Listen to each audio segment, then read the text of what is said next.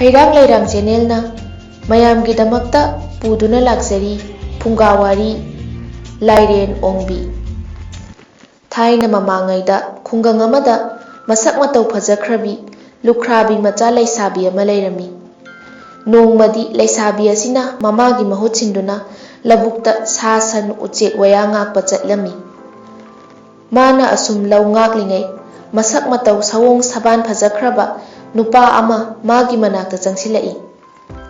Pakhang adu ubada laisabi adu mitpham hongba ngamdaba makhai yengduna leire. Pakhang adunasu laisabi adubu mamit kuptaba makhai yengi. Matam khara makhoi ani wa ngangdana yingnaduna leiraba matung pakhang aduna changsillaktuna laisabi aduda hairei. Ibema ibung nangi lau ngakpan nating pangge lakpani. Wa adu tabada laisabi adu ikai manbadagi tuminna lukthaduna leiri.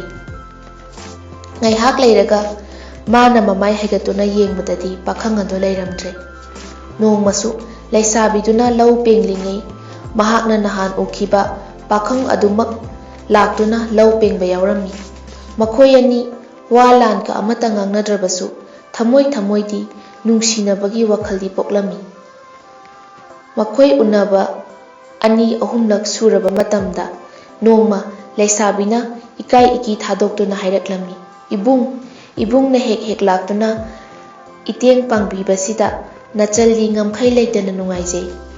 Ibung na nachalbu nungsibirabadi amadi pukningda khoidabirabadi ahal lamen thabiraklaga imada hainabiro. Laisabigi wa adu tabada pakhang adu karigumba amata hairamdana chatkhre.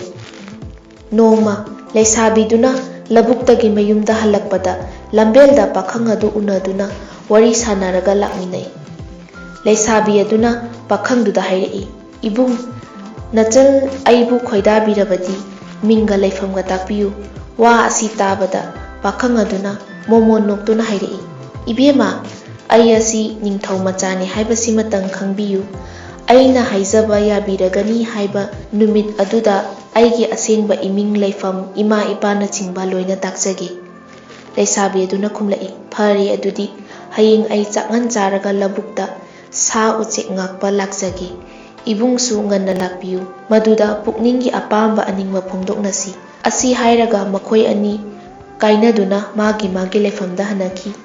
Mayum yauraga laisabi aduna maga pakhangduga hainakiba warolsing adu mamada tamle. Mamana hairei.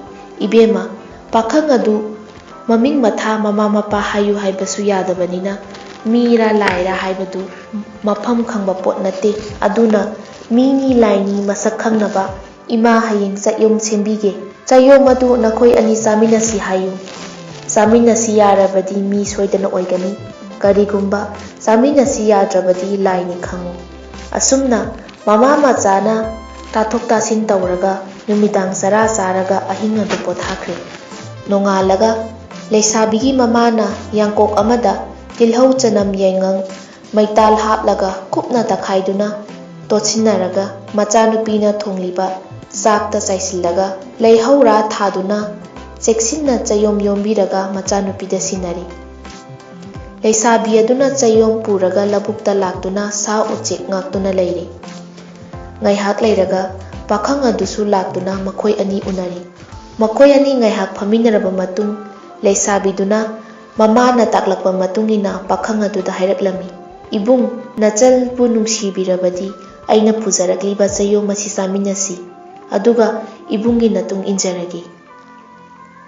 Wa si tabada pakhang ado khara chingnai adubu laisabiduna nungaikiroi haibadagi chayom adu saminasi haiba yare. Laisabina leihaurana yomba chayom adu thokpada tilhau chanam yaingang totlaga chak adugi manam hek tabada pakhang adu kibada matu chungla boire. Masa thak niktuna mamit koirok yenglaga waga amata ngangdana hankibadu ubada laisabi du chingnaba pokle. Mayum tana hankhraga mamada thokiba thaudoksingi wari liduna paudamki. Asomdana pakhang adu mayum hek yaubaga tharo onduna anabagi mechak khangki. Mamada mana pamjaba nupi macha adu amuktang kaubiru magi masak yenglaga sirabasu sijarage hairabada mamana macagi matau yengba ngamdraduna ahal oirabi nupi amagi masak lauraga laisabi adugi mayumda lakli. Nupi aduna laisabigi mamada hairei, ibema aise ibema na pokjaba nacha ibema dubu yamna nungsijaba pakhangdugi mamani. Icha nupado hausik yamna kanna naduna leire. Mahakna nacha ibemabu yamna uzaningi. Magi masak uraga sirabasu nungaina sijage amuktang kaubiru haiduna ai laklibani. Ibema na chanbirabadi aihak nacha nupise ngaitang pujaruge amuktan na thinjarake. Asumna ahal oibi nupiduna kap lauduna haijabadagi laisabi mama machadu ngaihak tanare. Hoida migi mateng pangbani nupa machadu kanna nare su hairabanina ibema na ngaihak tang chatluro haiduna machanupidubu ahal oibi nupiduda sinarakle. Laisabi adu hanubiduga loinana lakminare. Khara chatlaga chauraba pat ama thingnaduna mapal yauraba matamda hanubiduna hairei. Ibema ima icha aikhoi ani ising asida irupkadabani. Laisabina aidi irupa haisu haitana ngamjaroi haiduna mayadrabada hanubina makhudang paiduna singtharaga makhoi ani iruptuna laikha thangna chatkibada kangphangi saruk ama thingnari. Kangphan adu chauraba laibak ama oiramduna fajaraba upal wapal pura dalal konungna chingba punglanglang na leirambadu ubada laisabi adu pungak ngakri. Pura dalal na chingba singdugi marakta sum laklaga ka amagi manungda changlakli. Hanubina hairei, ibema aikhoise mi nate laireni. Pakhang saduna nanga hek unakiba adu aina puksaba ichanupani. Mahak asi lairel singi ningthauni. Nahakna mangonda tilhau chanam yaingang maital totpa chak pizagi taurubadagi laina poktuna siba changwa mafam khangdana nare. Mahakna nangbu amuktang ujaningi kanna haibadagi ai nangbu kauba lakpani. Magi manakta changlaga ikaiba hangkoiba leitana phaminaraga wari sanam. Asi haiduna hanubi aduna laisabi adubu Lairen ningthauna nariba chauraba fajaraba ka adugi manungda pusilakle. Langtrik langna sana ahingba machu manba fajaraba kuchu adu musuk nguna langtrik langna isang sangna laimaida tharo onuna lairambadu ubada laisabi adu kibaga hanggoibaga tukutchabaga yanabana manakta changsilubasu yadana leptuna lairi. Matau adu ubada hanubina ibema akiba hanggoiba poklunu changsillaga phammu hairamlaga mapal thukre. Laisabina tapna kina manakta changsilakpadu ubada Lairen ningthau mathwai nungairaduna ibema changlau hangoi chingnaba lairunu nang tabu khawrang nangaijramba hakni ai ase Lairen oina poklubana handaki mapok asidadi ningba thungkhidre mathangi mapokta taibang mi oina poktuna ningba thungnarasi. Asi hairaga mayada umlamba mamal yamlaba thoku haibada thokpa yai adu othoklaga laisabi aduda pire.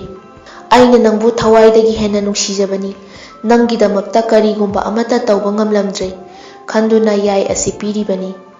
Seksinna thamu kalak chawba taibangni kanabusu khanghalunu nangna pamba pumnamak yai asida hayu khudakta pirakani asi hairamlaga Lairen ningthau adu sire. Lairen ningthau adu sirabada mama sagai natai amadi laibak aduda lairiba Lairen pumnamak kapnaki. Laisabi adusu fizina mamai khumjillaga hikna kapki. Ngaiha kapluraga hanubina yai adu laisabigi fizida kanna punsinbiraga mayum yauna thinbiraki. Laisabiduna mayum yaubaga mamada thokiba thaudok pumnamak tamle aduga Lairen ningthauna pirakpa mamal yamlaba yai adusu fizidagi laukthokduna mamada utli. Mama machagi leita laira waraba phibam aduda fajaraba tho'u haibata thokpa yai adu phangbada mama adu nungaibagi ngamkhai lekhidre. Lairen ningthauna hairamba matung ina laisabina mana pamba potche pumnamak piyu haibada yai aduna khudakta pire. Lukhrabi mama macha yai dugi mapandagi awat apa leitana nungaina pale.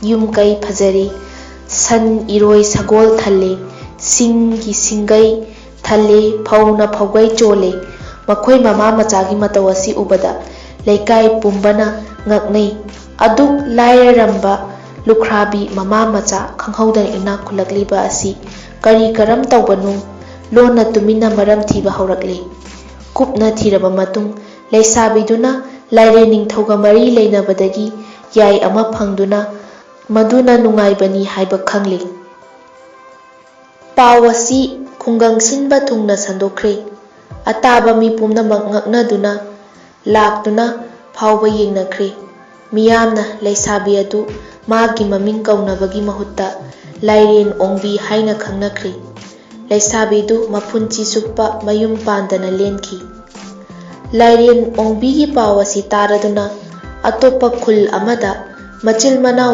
8ꯀꯤ ꯑꯃꯠꯇ ꯄꯣꯛꯄꯤ ꯃꯆꯜ ꯂꯥꯏꯔꯦꯟꯗ ꯊꯥꯖꯗꯨꯅ ꯂꯥꯏꯔꯕ ꯀꯣꯛꯅꯁꯤ ꯈꯟꯅꯔꯦ꯫ ꯃꯈꯣꯏꯅ ꯎꯃꯪꯗꯒꯤ ꯆꯥꯎꯔꯕ ꯂꯥꯏꯔꯦꯟ ꯑꯃ ꯐꯥꯔꯒ ꯀꯥ ꯑꯃꯗ ꯊꯝꯂꯦ ꯑꯗꯨꯒ ꯃꯆꯜ ꯅꯨꯄꯤ ꯑꯗꯨꯕు ꯂꯥꯏꯔꯦꯟꯗ ꯃꯌꯨꯝ ꯄꯥꯜꯂꯨ ꯍꯥꯏꯗꯨꯅ ꯅꯝꯗꯨꯅ ꯀꯥ ꯑꯗꯨꯒꯤ ꯃꯅꯨꯡꯗ ꯊꯥꯖꯤꯟꯈ꯭ꯔꯦ꯫ ꯅꯣꯡꯉꯥꯜꯂꯒ ꯊꯣꯡ ꯍꯥꯡꯗꯣꯛꯇꯨꯅ ꯌꯦꯡꯂꯨꯕꯗꯗꯤ ꯃꯆꯜ ꯅꯨꯄꯤ ꯑꯗꯨ ꯂꯩꯔꯝꯗ꯭ꯔꯦ꯫ ꯂꯥꯏꯔꯦꯟꯅ ꯆꯥꯊꯣꯛꯈꯤꯕꯒꯤꯏꯍꯤꯡ ꯅꯥꯍꯤꯡ ꯇꯥꯗꯨꯅ ꯂꯩꯔꯝꯂꯦ꯫ ꯃꯗꯨꯗꯒꯤ ꯃꯕꯨꯡ 8 ꯁꯥꯎꯗꯨꯅ ꯂꯥꯏꯔꯦꯟ ꯑꯗꯨꯕꯨ ꯍꯥꯠꯇꯣꯛꯂꯦ꯫ ꯂꯥꯏꯕꯛꯇ ꯅꯨꯡꯉꯥꯏꯖꯧ ꯇꯝꯈ꯭ꯔꯕꯗꯤ ꯍꯦꯛꯇ ꯅꯨꯡꯉꯥꯏ꯫ ꯃꯤꯗꯨꯒꯤ ꯅꯨꯡꯉꯥꯏꯕ ꯎꯔꯒ ꯃꯇꯧ ꯇꯝꯂꯨꯔꯕꯗꯤ ꯑꯉꯥꯎꯕ ꯇꯥꯗꯨꯅ ꯇꯣꯛꯏ꯫ ꯂꯥꯏꯕꯛꯇ ꯇꯝꯂꯛꯄ ꯂꯨꯈ꯭ꯔꯥꯕꯤ ꯃꯆꯥꯅ ꯅꯨꯡꯉꯥꯏꯈꯤ꯫ ꯃꯇꯧ ꯇꯝꯂꯨꯕ ꯃꯕꯨꯡ 8ꯀꯤ ꯃꯆꯜ ꯅꯨꯄꯤ ꯑꯗꯨ ꯂꯥꯏꯔꯦꯟꯅ ꯆꯥꯗꯨꯅ ꯑꯔꯦꯝꯕꯗ ꯃꯊ꯭ꯋꯥꯏ ꯃꯥꯡꯈꯤ꯫ ꯃꯤꯒꯤ ꯅꯨꯡꯉꯥꯏꯕ ꯎꯔꯒ ꯀꯜꯂꯛꯑꯣꯏꯗꯕꯅꯤ꯫